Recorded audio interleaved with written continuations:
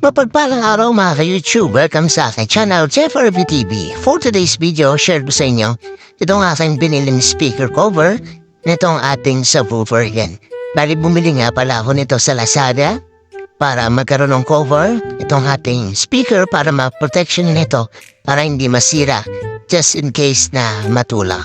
So ito may kasama na nga pala itong screw at may makasama na itong clamps. Kaya samahan nyo ay kabitan natin to.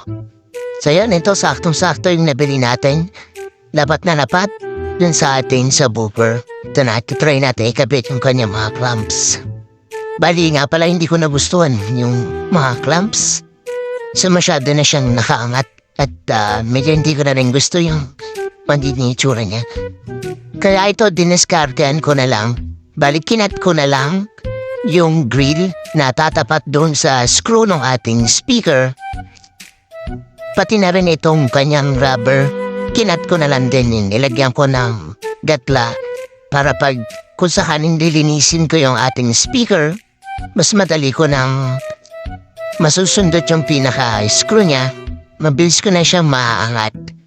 Medyo kasi parang napapangitan ako dun sa kanina mayroon siyang maklam. At saka ayaw ko na rin mag-tornilyo dito sa ating speaker box. Kaya ito tsaga-tsaga na lang. Medyo mahirap lang ibalik itong ganyang rubber. Pero wala ginusto ko to. Tsaga-tsaga lang. Natatapos din. Yung gusto ko sanang bilhin dito is yung cover niya na metal is yung makukuberan yung buong harapan para mas malinis tingnan. Nakalimutan ko na kung anong tawag dun. Kaya lang nakita ko na medyo may kamahalan nga lang yan. So wala pang budget.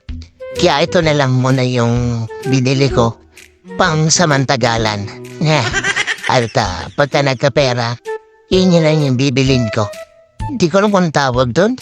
Rotate, grill? Basta. Alam niyo na, ito yung kanyang itsura. Ayan. Yan, mabalik tayo dito sa ating speaker grill.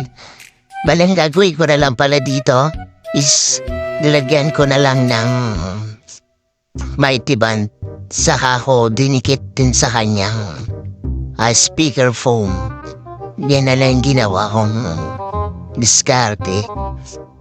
Kasi parang mas nalilinisan akong tingnan yung ating sub kapag ganito, pag wala yung kanyang mga clamp.